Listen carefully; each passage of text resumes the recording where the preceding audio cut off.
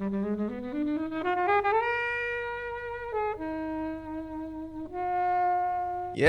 28. It's our 20th episode. We're so excited. Hope you enjoy it. I'm Kobi. I'm Helen. I'm joined tonight by Kobi, as always, and our guests are Dan and James. Hey. Hi. And they are from the podcast A Gay and a Non-Gay, and we're here today discussing Dallas Buyers Club, which is Dan's choice. Well, I hope you enjoy the show, guys. Remember, please visit us online at flixwatcher.tv. Come to our Twitter account, which is at FlixWatcherPod, and please go to iTunes, subscribe and review. So guys, just as a big reminder, all films on the podcast were available on Netflix at the time of recording. There will be bad language, there will be spoilers. I hope you enjoy it. See you later. Do you want a professional sounding podcast as professional as Flixwatcher Pod? If you do, we recommend that you check out GL Productions. They're responsible for our editing and production. They're also going to give you a welcome package, 10% discount. If you're interested, email podcast@glpro.co.uk, send them the message that Flixwatcher Pod sent you, and they'll give you 10% off your first package. Hello and welcome to Flixwatcher Pod. I'm Helen. I'm joined tonight by Kobi, as Hi. always, and our guests are Dan and James, Hey. Hi. and they are from the podcast A Gay and a Non-Gay, and we're here today discussing Dallas Buyers Club, which is Dan's choice. Yes, it is. Can you tell us a bit about your podcast, guys, and how you got together and your successes and what you talk about? Yes, so the way that we started is really random in that we both have a mutual friend who's my girlfriend and James's good friend, and she went on holiday. She moved to New York for a month, and we We were left alone. were left alone to our own devices. You know how some people ask you to look after their cat when they're away? Well, I had to look after her boyfriend. So you were looking after him, not the Yeah. other way around. Well, apparently, I thought it was the other way around. No, it was probably more the other way around in the end. And yeah, but that's basically what happened. But we hung out a lot, but not really ever I mean, Dan would not disagree. I felt we'd hung out a lot, but we didn't really know each other. We Sure. were just there because of our Mutual friends. mutual Yeah. friend, girlfriend. And then so she left us and we recorded it. And we've been on our journey together. And how long has the podcast been running? I think it's about 18 months, but I feel like I've been saying 18 months for a long time, so it's probably pushing 2 You're years. definitely pushing it 2 years because I think it was August, September that Talia Yeah. went to New York. So yeah, about 2 years. And how do you guys, are you friends, would you say you're friends now? Well, I guess. Yeah, I guess I would hope so. Although recently I was like, Dan, should we record a podcast this weekend? And he was like, no, I've seen you a lot lately. I don't want to see you for a while. Yeah, Oh, that's true. that's It not did say that. No, really hurtful. That was a while ago now. We got past it. I'm totally over it. Cool. And what's your personal Twitter accounts? I am at Dan Hudson. And I'm at I am James Barr. I always have to say the I am bit because it's just I'm James Barr. Yeah. But people get confused and they're like, is it I am? And it's just I'm. There's a long story. He wants about at James Barr, but he can't have it. No, the guy that owns at James Barr. Let's just talk about him for a second. Is it one of those who's not used their account in a while? No, and but then they're he just has used his poor account users? once, Helen, but only to tweet me back saying, "Sorry, too late. I've got it." Isn't that so rude? Well, you said that because he logs into it every now and again that Twitter won't let you Take it. take it. Yeah, I've tried. But it doesn't matter. You can just search James Barr and I'll come up. The one that has fans and tweets. Yeah, I mean, a few, but Yeah. the one that comes up will be mine. So we're here talking about Dallas Buyers Club, which is your choice, Dan. Yes. Yes. So can you let us know why you chose it? Give us a bit of a synopsis and chat away. Well, I chose it because it's one of those films that I remember watching and then immediately coming out of the cinema and not being able to think about literally anything else other than the film that I've just watched, and just being on this cloud of emotions for a good half an hour after watching the film. And I still kind of feel like that about it now, despite it being 4 years ago. And haven't actually watched it since because I don't generally tend to watch things again. But I watched it today in anticipation for this. And everything kind of came flooding back, and it's just a fantastically powerful film. Well acted, amazing characters, amazing story. Yeah, it's a brilliant film. So let us know what actually happens in Dallas Buyers Club. So Matthew McConaughey plays Ron Woodruff, who is portrayed as a sort of homophobic, typical redneck cowboy-esque person in Dallas, Texas. He's like a player. Yeah. Sleeps with everyone. Yeah. And he is diagnosed with HIV off the back of sleeping with multiple people. Women, right? Yeah. And he initially doesn't take well to the news, and he doesn't understand, because he's not gay, how he would get the gay disease, quote unquote, which is kind of what it was being called at the time. This is like mid-80s, isn't it? So the first people of note were dying of HIV or being diagnosed at the time. So yeah. So he's kind of in denial, but then he kind of accepts it, and then he discovers that he can't get access to the drugs that he needs because of bureaucracy and the FDA, which is like the American body that approves drugs for use in America. They haven't approved this drug called AZT, which can substantially help people with AIDS, basically, and prolong their life and reduce symptoms, etc.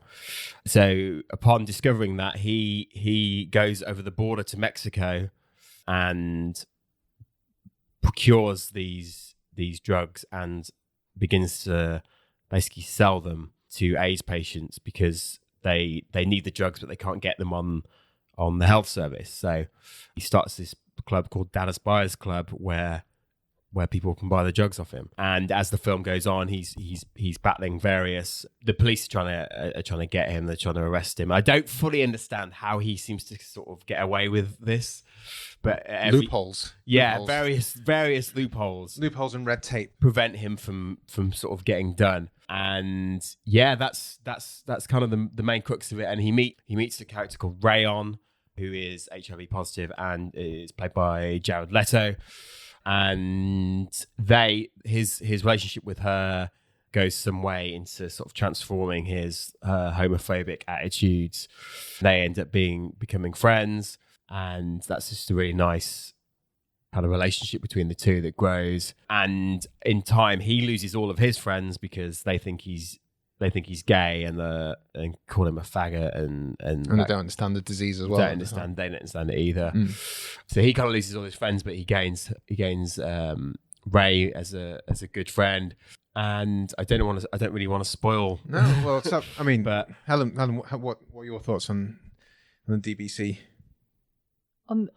So I think when this came out, and I still think now, so much was made about the physical transformations of both McConaughey and Jared Leto that I think it kind of overshadows the story and what it's about. And it's the thing that I had watching it again, and when I watched it the first time, it feels a bit like a TV movie at times, right? And there's some things like his road to redemption is pretty quick. He kind of goes from being not a particularly nice person to being a bit of a hero in quite a short time. So that, I think that's just, one of those things about it. But it's a incredible story because it is based on a true story. And you just have to think there were all these people in America in the 80s that were denied drugs because they hadn't been tested, or, there were just clinical trials. So it kind of touches upon the issue of licensed drugs in America and how it's sold to people. And also it's kind of an interesting portrayal of AIDS in the 80s as well, because obviously its main character is not gay. And I guess that's kind of a rarity when we're talking about characters, because obviously they're not that many characters in film. Obviously there's Tom Hanks in Philadelphia. I'm trying to think of any other. His character in Philadelphia was gay. Yeah, so straight people with HIV in the 80s, sort of, telling a different story. Well, I mean, you have, in terms of straight, you have like Eazy-E from the band NWA, he was straight and contracted HIV and died. Magic Johnson, who's a basketball player. So there's few and far between, and when HIV kind of struck in the 80s, it was all about, for me, like there's the intravenous drug takers and gay people. That was the kind of main side of the story, wasn't it? So I think it's really good to have the story from this point of view and being sympathetic to everyone who's affected by it. Ron losing his friends, Rayon and her community that she's already involved in. And also he had some kind of things on the doctor's side where there's a relationship with Rayon and that doctor who they'd known each other since they were kids, and they kind of grew up together, and they had that kind of relationship as well. I think that's what's so great about it, definitely, is his journey to being more aware. Whereas, and a lot of people in the 80s would have thought it was just a gay disease, and that, there were quotes in newspapers in the UK being like, oh, I hope they all die. This is God's punishment. Like, these are real quotes from MPs and all sorts of people in power back then. And it wasn't that. And so this journey is amazing, really. And Matthew's character feels like it is that at the beginning of the film, and then does transform and learns more and becomes more aware that actually everyone's just human. So I think it's an amazing story. I don't feel like it's like watching a documentary. But I guess when I first saw it, I wasn't really aware of Matthew McConaughey. So to me... Oh, really? Yeah, I am, but he looks so different. So I don't think I even knew it was... I didn't like, for example, Helen, you watched it and you saw him looking so different. It put you off that it. was... Well, it's just because obviously I knew him before The Reconnaissance. Yeah, The Reconnaissance. Whereas I saw it and didn't see Matthew McConaughey. I also didn't see Jared. I didn't realise that was Jared. I just saw their character so involved in their acting that it was believable to me. This is a film that... Was it the start of The Reconnaissance? It was about the same. I mean, he made this and he made Mud at the same time, True Detective. So they were all kind of happening at the same time. And Magic Mike was not far behind. Magic Mike is a great film. Yeah. It's fantastic. And his performance in that is... It's so funny because it's kind of like a caricature of Matthew McConaughey. But, he had made good films like A View to Kill, or A Time to Kill, that's it. That's a pretty good film. Days Confused, of course. Yeah, but he kind of got stuck into kind of rom-com zone. And failure to launch and things like that. Yeah, and then he, it's one of those films that I just felt that a lot is made on the physical transformation of both characters, that sometimes, because that's kind of, they got Oscar nominated and both won. They both did indeed. And but what do you make about the fact that, because looking outside of the actual physical transformation and losing a hell of a lot of weight, and we can see some of the pictures at the top, we can see the difference between McConaughey then and now. Sorry, then before he went into Dallas Buyers Club mode. For me, I was thinking of failure to launch, Matthew McConaughey, rom-com, Matthew McConaughey being in such a serious film like this. I just couldn't see it happening. So outside of the physical transformation, I was actually thinking, well, how is this actually going to work? This makes no sense to me as a thing, because Matthew McConaughey was a bit of a joke at the time. And this kind of story needed someone that had that kind of physical heft of performance, and he 100% has that in this and in films and TV shows going on. So I don't know why. I know why I doubt it, but so glad that he has had the opportunity to redeem himself, I think. Well, he said that he turned down loads and loads of work and didn't work for 2.5 years. Right. In order to drop the rom-com element of him and to start doing more serious stuff. And then I guess this and Mud were the films that enabled him to sort of have a new lease of life, as it were. I actually watched it because I watched it as a press screening before I really knew anything about it, so I didn't really clock. I knew that Jared was in it, but I didn't know who else was in it. Oh, so you didn't know Matthew McConaughey was in it? No, not really. Oh, really? So I just, as far as I was aware, he was just a character, and I couldn't really square it with it being him anyway. It took me a little while to work out that Jared's character was Jared, right? Because it doesn't really look anything like him. No. So I mean, what do you guys know about Jared Leto before Dallas Buyers Club? Well, he was in Fight Club, Requiem for a Dream. Yeah. He was in My So-Called Life. Yeah. So that's what I couldn't remember what it was called. I used to love My So-Called Life. Yeah. So he's got a very pretty face. Yeah. Yeah. Well, I mainly know him as the singer in 30 Seconds to Mars, who are a rock band, and I still primarily think of him as a musician rather than an actor. Yeah. So I'm not that big a fan of 30 Seconds to Mars, so I think I'd always known more of the... Yeah, I knew him as an actor, Requiem. but he's one of the few actors whose, his music is actually sort of on par with his acting, really. That Is it that good? I mean, for what they do, they're pretty good, yeah. I mean, they're not... Is he a singer? He's a singer, Yeah, yeah. he's a singer. Yeah. He is the band, essentially. But he's kind of managed to do both of them at the same time with, great success. It's not like a comedy thing. It's not like the Keanu Reeves Dogstar comedy thing. He's a serious musician. Hold on, is Dogstar a comedy thing, or is it just, It's just an outlet? Is it I just... think it ends up being a comedy. Thing. All right. Don't know if that's the intention. And the Hoff. Were you aware of Jared Leto before? Jared Leto No, I before? don't think so. I've heard his name, but certainly not that rock band. Yeah, I mean, he's made some really interesting film choices. Well, so- Requiem for a Dream is amazing. Yeah, and his role in Fight Club's pretty good as well. Fight Club is definitely a film I haven't seen. It's probably worth seeing that, is it? God, yeah. But I mean, with both these, they both sort of came out of nowhere in that they'd never really taken on Roles like this. the physicality sort of side of the role, and they'd never really done anything sort of quite so off their previous career. But I mean, it is complete Oscar bait, though. So I mean, it's not a surprise that they won. I mean, Jared Leto is quite a wiry character anyway. He's not as big as McConaughey was before going into this. So I don't think his transformation in terms of losing weight was that big. But one of the kind of massive controversies about, I don't know if massive is the word, but there's big controversy about why was Jared Leto given the role for a trans character over trans actors over out there, other trans characters out there. I mean, what are your kind of thoughts on that, guys? I wouldn't really want to comment on that because to me, it just doesn't seem like a big deal, but I'm sure it is a big deal.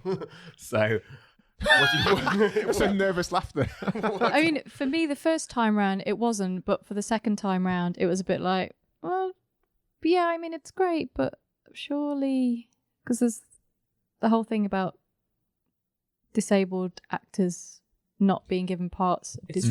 I mean, it's hard to answer this question. Well, let's try. Okay. Well, if you look, can we look at it from a race perspective? We can look at it from any perspective, because I think there's... Would it be okay for a white person to pretend to be a black person? Probably not. Well, this is the thing, isn't it? Because it has been done. it's been done, and I'm not trying to make this can X person be a Y person, but I think it's one of those general... part of the question, I think. It is, because I mean, you're talking about disabled, black versus white versus different races versus when you throw it, versus... I suppose when you put it in that category, for example, though, it does then become like, fuck. Okay, I see what you're saying. So that's why I suppose I said that. Sure. Whereas disabled, you think, oh, well, Because like, well, actually, is it this? I mean, it's such a big topic. But I personally, I'm of the view that the best actor should do the role. That's my opinion on anything. So if it's like a Disney star, a star in the West End, and they're from a TV show, and they get a job as the lead in a West End musical, like, are they the best person, or are they just a famous person you're just trying to attract an audience? Sure. I don't think that's right. I think it should be the best person for a job. And it's the same in television. They hire ex-pop stars and stuff, and should they not hire someone that... I mean, Harry Styles was in Dunkirk. Right. Should he be in that film? That's probably for Flixwatcher in 5 years, or however long it takes. How long it takes for Dunkirk to get to Netflix. And it's a very difficult topic, but obviously there are communities and people that are more sensitive, so therefore that argument pops up time and time again. Yeah. Because being trans is not the same as being famous from a pop band. But does their personal journey translate well into a movie if they've never acted before? If they're maybe a trans actor, then... Well, one of the Right. arguments for it was like the pirates in Captain Phillips, Barkad Abdi, they had never acted before being in Captain Phillips, starring alongside Tom Hanks. Wow. And they smashed it out of the park. Yeah. So the argument there is like, it can work. It can work. It can work. Mm. And I think it's completely a tough subject. And then even like with The Hobbit, for example, there were dwarves in The Hobbit who are played by normal sized people, quote unquote, but there are smart dwarf actors. Yeah. And so it just becomes, I don't know, maybe I've just turned us down a route we can't answer in the space of Flixwatcher podcast, but I think it's an interesting kind of topic to, is it the right person for the job, or should it be? And the answer is Harry Styles was okay. Yeah, it was. He was okay. But I couldn't stop looking at him going, that's Harry Styles. And he's not really acting, he's just being himself, but not singing. But I do think he was good. Yeah. He just took my attention away so much. Sure. It's Harry Styles. Is that the same as what you're saying, Helen, in this? You're looking at them going, that's Jared Leto. No, but I don't know. Because you come to a point in his life where he's obviously gone through quite a transformation, and we don't really see that part of the journey. We just sort of see him in this late stage of his life. And I mean, it's a great performance, and he really does embody the character. I'm not knocking that. It's just, I don't know. You just kind of wonder if it had been slightly different if it hadn't been someone so famous, or, you know. Well, I didn't really know Jared, and I thought, in a way, I kind of felt like his performance was better, in a way. The McConaughey's. Kind of. That's how I felt McConaughey's watching it when I just had a no little awareness. bit too of a caricature, though, isn't it? In terms of it being that redneck hustler cowboy in the 80s who, you know, is a bit of a dick, and then is faced with personal tragedy and then has to redeem himself, and turns out that he does like gay people after all. He was just being a bit of a dick. True. And actually that's probably why I relate more to Jared's character, because I feel more of that journey as opposed to... And there's a lot more like ambiguous things about him, because we don't really know where he's come from or anything. Rayon. Yeah, Rayon. Well, you know, he's come from a bit of money. Yeah, but you don't really find that out until quite later on. Sure. I think my favourite scene is the supermarket where Jared's character is... shopping with Ron. Yeah, and homophobically abused, and then Ron's like, no, I'm going to take you down. Don't call him that. And I think that's amazing for me. I loved that scene. Yeah. But, yeah, I'm probably more sensitive to it a little bit. So interestingly, so it's based on a true story. Right. And the real... I've forgotten his name already. Ron Woodruff. Yeah, the real Ron Woodruff is allegedly not actually a dick like he's portrayed in this, and is actually bisexual by some accounts. So they've exaggerated that aspect of him. I didn't know that. And I didn't either. That's, as you said, Helen, Oscar bait. And Jared's character is completely made up. So that whole allegedly by Jared Leto talking to transgender people about their experiences, and he's kind of merged all those together to when he's playing her. But there's also some controversy that I was reading about Rayon, because she's portrayed as, according to one critic, it's not that she's got HIV that is a problem, but it's that she's transgender, and that seems to be the root of her problems. Yeah, which I don't really agree with, because I don't know how they got to that. What was that? An opinion? Yeah. Oh, okay. Not mine. No, but one you read online. Yeah. What they're saying, that her whole thing in this film is that she's transgender, not... But yeah, that's her main issue. I thought the main issue of her was that she was, well, apart from... dying. Yeah, that's what I think. I don't know, I feel like the main issue, dying is a big one. But and also the drug taking was a big part of her storyline, which Is never her allowed her struggling to cope with the dying. But also, as a... Oh, God, I sound like I just want to... Do you want to read the quote and then I'll say what I was going to say? She's tormented not by having HIV, but by being transgender. So I'm going to say something super dark here, and we're going deep. But when I was growing up gay, you are told that you're going to die of HIV. Like, my mum is like, oh my God, my son is going to catch HIV, because of all the stigma that predated me in the 80s. So I would argue that she's dealing with shame from being transgender, yes, but part of that is institutionalized shame of that meaning that you will catch HIV and die. Boom. There you go. That is dark.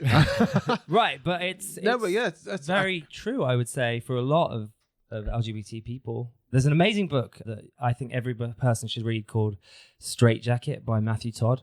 And he was the editor of Attitude magazine for a long time. And he talks about all of these issues, not from a place of psychology, but from a place of his own experiences, and just discusses how people growing up in society, even this one where things are better and you can get married, how you still see films where it's a straight couple as a lead, and how that will just subtly tell you that you're wrong and that you don't fit. And he talks a lot about HIV and the stigma that that's left us all with and stuff. So yeah, I think that's partly what's going on. And I think so that quote is kind of true, but I think they're interweaved. I think the same could be said about the different races and disabilities and the kind of feminist movement as well. About being able to see more films through different people's lenses. Yeah. And I haven't seen it in the cinema at the moment. There's a film called Girls Trip. This is a typical like hangover, which would be 3 straight white men. Yeah, in but Vegas, for girls. But for girls, Great. Black girls in America, and it's smashing it out the park from reports in America and doing well here as well. Guess what? Black females also go to the cinema. Exactly, and that's the thing. It's just like, let's just have films of people and have different people's stories and not make it. Have you seen a film called The Incredible Jessica James? It's a film on Netflix, and I saw it at Sundance London Film Festival initially. And it's played this lady called Jessica James. She's straight, black woman in America, and none of that really comes into the factor that it's just her in the story, and she's a bit crazy.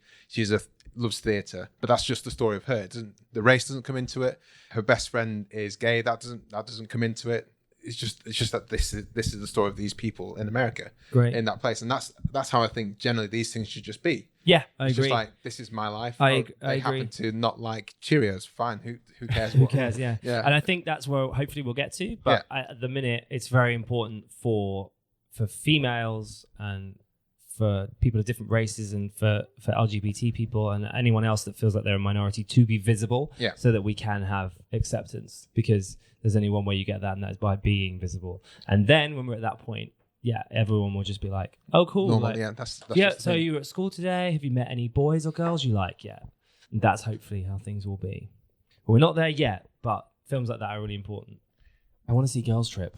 It's supposed to be good. Let's all go after. One of our favourite podcasting people, the Cinema, they've talked about it on the recent episode. The Cinema, they were there at the British Podcast Awards. Oh, great. Hi, Kathy and Dave. They listen to the podcast as well. They've been on this before. Hi, and guys. they won the best new podcast. Amazing. Yeah. That's really big. Definitely. It's very exciting.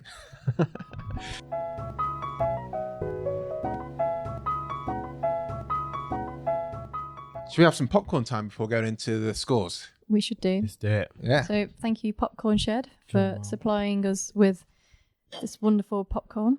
What flavour have we got? This is pecan pie, which is caramel popcorn with Pecan golden roasted pie. pecans. This is my favourite, actually. This is really good. It is tasty. Yeah. Chomp away. I think they like the way it sounds when you eat the popcorn next to the microphone. Feel free to join in. Well, I have to be careful because you can get those popcorn bits stuck in your teeth and I hate that. Sometimes I choke. cause in the real cinema, pain. And it's really awful because everyone's trying to enjoy the film and there's like a tiny bit stuck on my throat. And you're just It's flushing away. spraying popcorn. Luckily, that everywhere. hasn't happened with Popcorn Shed. You can find more about them from www.popcornshed.com.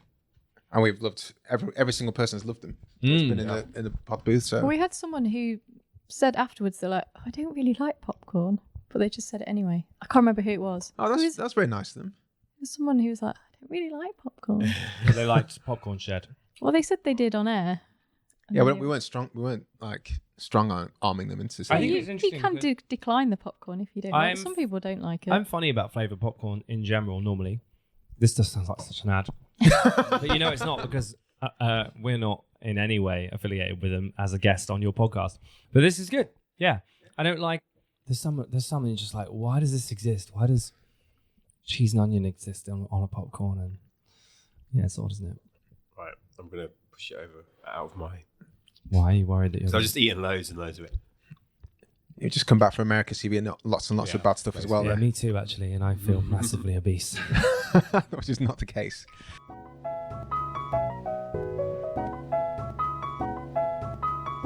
Right. Time for some scoring. Yes. So, Dan, this is your choice. So, we're going to go for yourself into the recommendability score out of 5. How much would you recommend this to people? I would give it a 5. Right. Yeah, definitely. So, recommend it to everyone all the time. Yeah, pretty much. Because I was lucky enough to see it in advance of everyone else as a press screening. All right. I was shut out. Baller. But I was I was like, oh my god! I was like, this is going to win Best Picture at the Oscars. I was recommending it to everyone I came across. I wouldn't shut up about it until it came out. You were And like, then- oh, I've seen this film. It's not out yet. You must go and see it. no, but it's just a thing that is true, isn't it? So I did see it. So, what do you guys do? I mean, we talked about again and on game, but you guys are both in broadcasting. Yeah. So, you guys get the perks of stuff like this, don't you? Basically. Was this a Apparently big Dan perk? does, guys. I don't know if you know, but he saw Dallas Buyers Club like a whole month before it came out. Shut up. I want to be his friend. I saw Beauty and the Beast a whole month, like 2 months before it came out, which was amazing. That was actually really cool. I was really happy with that. I felt really special.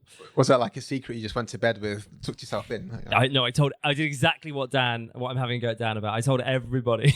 So this is the most magical film you'll ever see. You must go and see it. So I broadcast on Heat Radio. I'm a presenter at MTV, and I write for Attitude magazine. Oh, I'm a freelance producer and I work mainly at Radio 1. But at the time, I worked at Kiss and Kerrang. Hence the Rock, hence the 30 Seconds to Mars. Hence the 30 Seconds to Mars. I was listening to one of your podcasts and you were going to the Camden Rock Festival. Was it the Tech Metal? It was the Tech Metal band? Yeah, well, I was trying to get James to come see a Tech Metal band. Did you watch them? Shut up. I don't know. I don't know what I watched. It just was so loud. I don't know what I saw. No, James, he didn't want to stick around for the Tech Metal, but we did watch like 3 bands. Was it 3? Yeah, I think so. It was really scary. But James just it was so annoying. He just wouldn't shut up the whole time. What do you mean? About like, why is the man screaming? And like, Why are they is so it- angry? Why are they so? Yeah, They are It's so like, He angry. was saying it like audibly, everyone could hear him. I would It's do like, my oh, James, I'd shut do up. my impression. They definitely couldn't hear me because it was so loud. I'd do my impression, but there's like a yoga class going on next door to the studio. And I don't want to disturb them. It's really not my thing. But I support Dan's life choices in whatever way he wants to express himself. That and the chicken. Facts. Yeah, the chicken. The chickens. Oh my god, Chickens I are on don't hold. I don't support that move.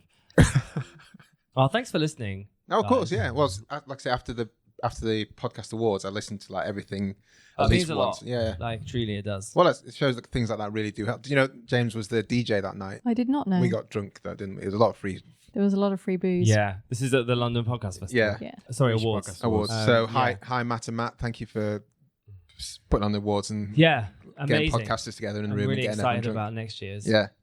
We're getting our entry ready. Might steal some of this one. Does that work? Are we allowed to do that? I don't know. I'm sure if we've guessed it, we can steal some of it. We may put you in as part of our entry. Stop thing, it. yeah. Thanks. Okay, so that means we've got double the chance. Yeah, yeah. James, recommendability, Dallas Buyers Club. Oh yeah, that's what we're doing. I'm going to give it a 4. I think it's very recommendable, but it's heavy, so not for everyone. So 4. Helen. I'm going to give it a 5. I think it is a really interesting film, and if you haven't seen it and you like kind of thought-provoking method acting kind of, then you should definitely give it a go. And also, if you've ever seen Matthew McConaughey in anything terrible, then you should watch This is a redemption film. Yeah, Mud is also a great film. yeah. For It's not on Netflix yet. They need Is to it put not? that on. It's just on Film 4 all the time at inconvenient times. Repeat viewing. Sorry, I should say my score. I'm going to go for 4 as well. I think it's great. I could not recommend to everyone, but I think it's a superb film. Repeat viewing score, Dan. Well, I'm not a repeat viewer generally, so I don't know if I would necessarily. I have watched it again for the purposes of this podcast, but I think when you know the story, like there's not anything really to be gained by watching it again. Just in general or here in this film? In general, but like particularly with this film, Okay. because part of the enjoyment of it is not knowing how it's going to play out, Sure. and whether he's about to die at any moment or not. And when you know that kind of takes some of the enjoyment away from it. So I would give it but I mean, it is an amazing film, so therefore you should watch it more than once. But You I'm give it gonna a 3. I'm gonna give it a 3. Yeah. Cool. James. I'm going to go higher than that because it's definitely repeatable. In the same way, like, I love The Talented Mr. Ripley, which I know you guys have done on a podcast. I think that's an amazing film. And I've seen that like 4 times, weirdly. I don't know why. I suppose it's been on a lot, probably again. I don't know. I've seen it on TV a couple of times, I think. But even though I know what happens, like, I still enjoy the journey of that character. And I think the same for this. So I'm going to give it a 5. Oh, wow. Yeah. Wow. Wasn't expecting that. Really? Helen. Yeah. I'm going to give it a 2. I think I saw it when it came out and thought, can I get away with not watching it? And I thought, whoa, it's been a while since I can't I've believe you watched gave it a recommendability of 5 when you say that. Well, no, because I think if you haven't seen it, you should definitely see it. And it is a really interesting film. Again, it's from quite an interesting period, 80s, HIV. Yeah. And, the 2 performances are brilliant, but I don't think it's not something that you're going to sit down and go, oh, I'm going to sit down and watch this again. And but like there's two things that. Oh, that was fun. Yeah, there's 2 things that I'd not necessarily forgotten, but couldn't remember that I did think were actually the most kind of interesting bits of sort of cinematography and sort of slightly strange bits. There's a brilliant bit when he goes and gets covered in some moths. In the butterflies. Yeah, butterflies or moths or something. Things like that. I wasn't wearing my glasses. And then there's also an amazing bit where he's kind of hallucinating and he sees like the clown rodeo. Yeah. And so I hadn't remembered those from the first time. So that was the 2 bits that I enjoyed rewatching it. But yeah, you don't really need to see it lots. Once is enough. But if you haven't seen it, then you should definitely see it. Yeah. And if you haven't seen it for since it came out in the cinema. Yeah, or maybe a little bit longer, maybe about 3 years, then maybe you should give it another go.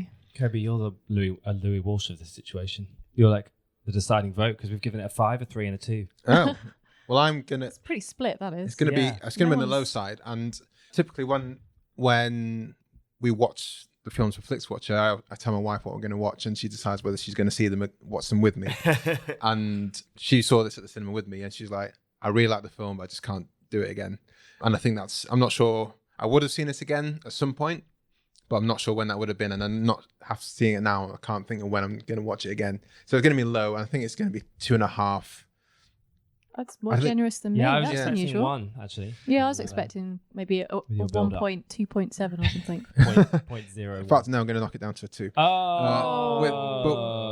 With the Talented Mr. Ripley, which I think the Talented Mr. I'd watch Ripley's- that again. Actually, Yeah, I now think I was thinking that's a about more that. layered film. I think there's a lot more going on in that. Than, Okay. It's dark but fun. Yeah. Well, I suppose the thing is, and I'm sure loads of people listening to this will feel the same because we've talked about it. I want to see it again.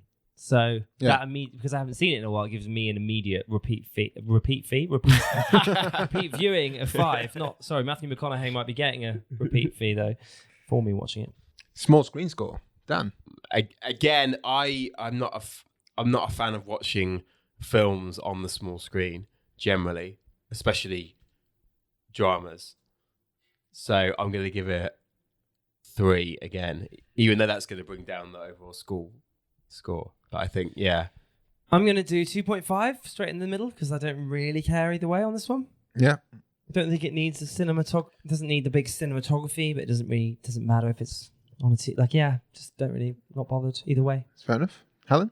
I'm going to give it a 4. It's 2 hours long and just about kind of feels that. But yeah, it's not a cinematic experience, and you call it a TV movie. I do feel that the kind of the pacing and a lot of the kind of the shots, it's not something you'd describe as being. Imagine that moth scene on a big screen, though. I have seen it, but I obviously didn't remember all of the moths or something. Yeah, I mean, it works on your laptop perfectly. Yeah, I think 4. So you said 4, sorry? I did. Yeah. I'm going to go 4 as well. I watched it in the cinema, didn't feel that I needed to have necessarily been there. The sound wasn't that great. It's just all about the story and the character, and that I think conveys quite well at home on your normal TV. Engagement score, Dan. Yeah, 5. I was fully engaged throughout it, to be honest. Like I didn't. And after it sounds like. And after it, yeah, I don't feel like it feels like it's 2 hours. I feel like it went by really quickly. I was when I did watch it, because it was a press screening, I didn't know anything about it. I was like fully engaged in what is about to happen. Is he about to die at any minute? You know what? That is that is one good thing about a press screening. Like sometimes you haven't seen a trailer or heard anything about it, so you go in totally blind. And I would definitely recommend going to see something you've never seen anything about ever anywhere. Like just avoid Empire and Twitter reviews of films and just literally get just at some point in your life just going blind to something that's. Are you guys members of Cineworld Cinemas at all? Because they do this thing once a month where it's like a free screening and they don't tell you what it is. Oh wow! And you just go and that's They exciting. still do them. Yeah. Oh, I think so. I haven't been to one for a while. It's like one of those secret hotels on last minute. Yeah, exactly. You just turn up and go, well, this is actually wank. Oh, this hotel's actually awful. Yeah. So, I mean, yeah, I do get that. And sometimes stay away from trailers for films I'm really interested in seeing because, as we just discussed with this trailer for Dallas Buyers Club we saw, which is about 5 minutes long. Yeah. I hate trailers like the whole that. film. I'm going to give it engagement of 4.5 because I found it very difficult to watch the opening. Yeah. As a gay person, I suppose, I was like, oh, this is really hard to watch. Why am I watching a guy being so vile? But then obviously it changes, turns around. So, but in terms of that engagement purely, I found it difficult at the beginning. But then I was in. So, yeah. Helen? Cool. This is tricky because obviously the first time round I was, really engaged in it. But then you kind of, where to go? 4. I'm going to say 3 for the subsequent viewings because I think once you know the story, that's the downside of the repeat viewing thing. Once you know the story, I don't think there's that much to this film. Such is going to pop his clogs. It's going to be sad. Ultimately they're going to cross and get the drugs and stuff like that. So I don't think there was that much to it, but I just think it's an important story. But I don't think it was that laid enough to the moths. Yeah, butterflies. Are they butterflies? I agree with you. I forgot about the butterflies. When I saw that again, I was like, yeah, that is pretty cool. And I was thinking then, would I be pissed off if I got into a room with loads of butterflies? Would that piss me off, or would I actually really be enjoy amazing? That? Do you reckon? That'd tickle you. I'd freak out. So that gives us a score of 3.75. That's pretty strong. It's pretty strong. I would It's have nearly thought a 4. Be higher. Yeah, a little bit. What did it let down on? Oh, I guess the repeat viewings has let it down. And Yeah. Yeah. Repeat viewing thing. Yeah. Funny that a recommendability of 4.5 in total can be only a 3.75 overall. Well, that's how there's the Flixwatcher craziness scoring of the system. scores, isn't it? Yeah, you can't predict where it's going to go. So we had some people on Twitter. We asked them, we're reviewing Dallas Buyers Club. Have you seen it? If so, give us your 5-star rating, a short review, and retweet. And we got the following comments back. From Film Roast, very sad. Jared Leto was lights out in this film. Some of it drug for a bit for me, so I'll give it 3.75 out of 5. I had to check out what lights out meant, and that's a good thing, apparently. Okay. And drug out meant, dragged out. So 3.75 out of 5.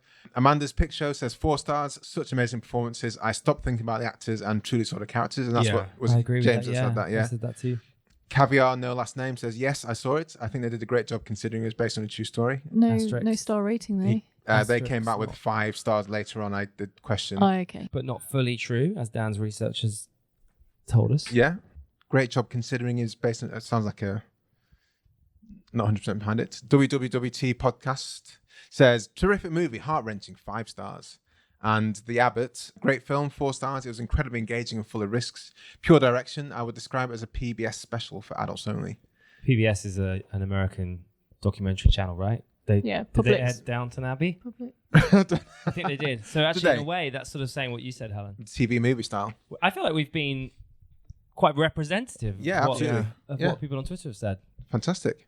Guys, let us know where we can find you online. Of course, we'll link to you in the show notes. Yeah, so if you go to gaynongay.com, you can get our entire podcast feed. We're also obviously in iTunes and on your favorite pod app. Just search Non-Gay, and our Twitter and Instagram handles are @gaynongay. We are again and a non-gay. I thought Dan was going to say something, but he just nodded. No. James got that one spot on there. Spot on. So yeah, good. I feel like I've gone really heavy on the old gay card in this podcast. Well, thanks very much, guys. Yeah. Cheers for you spending time with us. Thanks for having us. Thanks for having us. It's been really cool, actually. It's been really fun just chatting about films. Absolutely. Guys, talk about film and tell us about them on our Twitter account. Beauty and the Beast is one of the most amazing films I've ever seen. Would you have picked that had that been on Netflix for your choice? Yeah, I think I would have done. actually. Yeah, because it's like super magical and such a great remake. That is, they do show Disney films on Netflix, so it could be one for the It future. will swing round. I still want Moana to be on there. It is, isn't it? Oh, it is in America. Is it in Hashtag America? VPN. Motherfucker. Yeah, it's on the American one. Get yourself a VPN. What a great end. Hi, Netflix.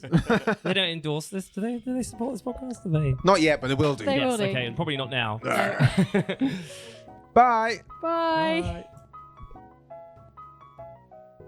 Thanks, guys, for listening to the show. That was James and Dan from Gay and Not Gay podcast. All the details are in the show notes, and you can find all the links to their Twitter accounts and to the website and everything there. And we really, really recommend you listen to them because it's a good, fun podcast. What do you reckon, Helen? I endorse everything you just said. Please don't forget to subscribe to us on iTunes. And of course, we want to big up Tony and Jay and also Greg, our editors from GL Productions. Of course, please big up Mighty People for the tunes you can hear now. And at the start of the podcast, find us on Twitter at FlixWatcherPod and visit our website, flixwatcher.tv.